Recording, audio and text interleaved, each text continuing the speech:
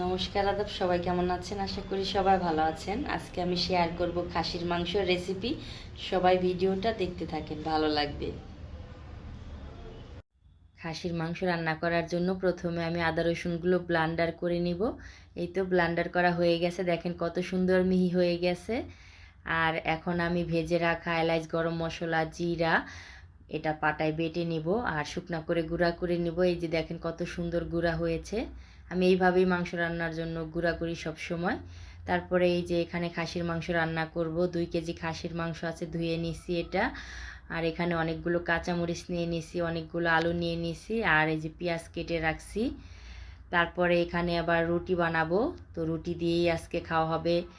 তো এর জন্য গরম জল করে নিছি লবণ দিয়ে, একটু তেল দিয়ে। তারপরে যে আটা দিয়ে দিলাম, এখানে আটাও আছে 2 কেজির মতো। তারপরে বড় একটা বলের মধ্যে আমি ভালো করে এটা মথে নিলাম।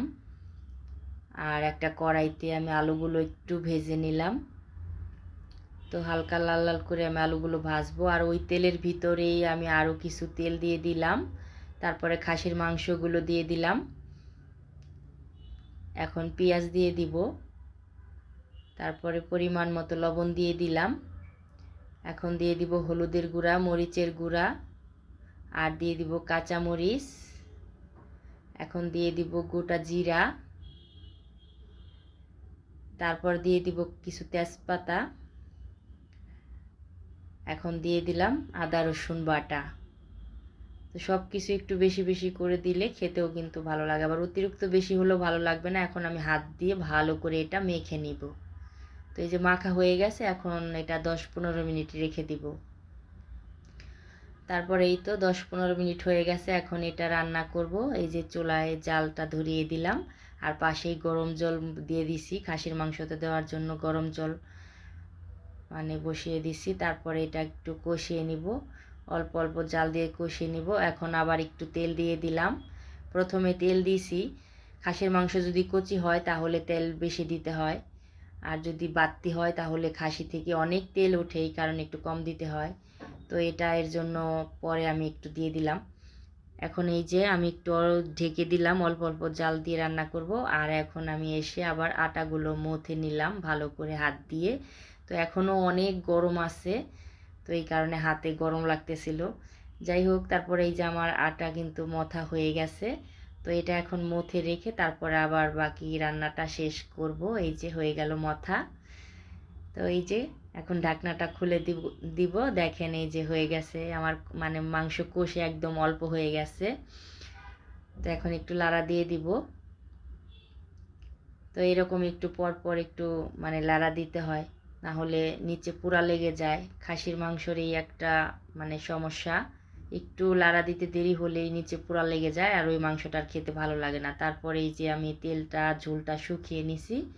তারপরে এই যে ভালো করে কষিয়ে আমি গরম জলটা দিয়ে দিলাম। এখন আমি অল্প অল্প জাল দিয়ে অনেকক্ষণ ভরে এটা রান্না করব। তো এই যে উতাল এসে পড়েছে, এখন ভেজে রাখা আলুগুলো দিয়ে দিলাম। তো এখন তো তেলই দেখা যাচ্ছে না, দেখেন পরে দেখবেন কত তেল ওঠে। আবার খাসির মাংসতে বেশি তেল হলে খেতে ভালো লাগে না। এখন আবার ঢাকনা দিয়ে একটু ঢেকে দিলাম জালটা কমিয়ে। তারপরে এই তো কিছুক্ষণ পরে আবার ঢাকনাটা তুলে আবার একটু লাড়া দিয়ে দিব। তো একটু পর পর লাড়া দিলে কি হয়, নিচে আর পোড়া লাগে না। তো এখন আমি এই যে ভেজে রাখা গরম মশলা, এলাচ, জিরা এগুলো দিয়ে দিলাম। এখন দেখবেন কেমন করে তেল ওঠে। তারপরে একটু এগুলো আবার একটু লাড়া দিয়ে দিব সব মশলাটা মেশানোর জন্য। তো এই তো মেশানো হয়ে গেছে, এখনই দেখবেন কত তেল ওঠে। এই যে রান্না হয়ে গেল, এখন এই যে রেখে দিলাম। তো মাংস রান্নাটা কেমন হলো সবাই কমেন্ট করে বৌদিকে জানাবেন। আর এইখানে মাংসটা টিম টিম করে চুলায় বসিয়ে দিয়ে এসে রুটি বানিয়ে নিলাম। তো আমি এইভাবে গোল করে রুটি বানাতে পারি, ছোটোবেলায় আমার বাবার বাড়ি থেকে এটা শিখে আসছি। একদম ঘুরিয়ে ঘুরিয়ে গোল করে আমি রুটি বানাতে পারি, এইভাবে আমার মেয়েও বানাতে পারে। তো মার থেকেই মেয়েরা শেখে, ঠিক না? তো যাই হোক, তারপরে এই যে আমি ফুলকো ফুলকো করে কিছু রুটি বানিয়ে নিলাম। তো এই তো আমার রুটি বানানো হয়ে গেছে, এখন হচ্ছে খাবার পালা। তারপরে এরকম গরম গরম রুটি দিয়ে খাসির মাংসের ঝোল দিয়ে খেতে কিন্তু দারুণ লাগে।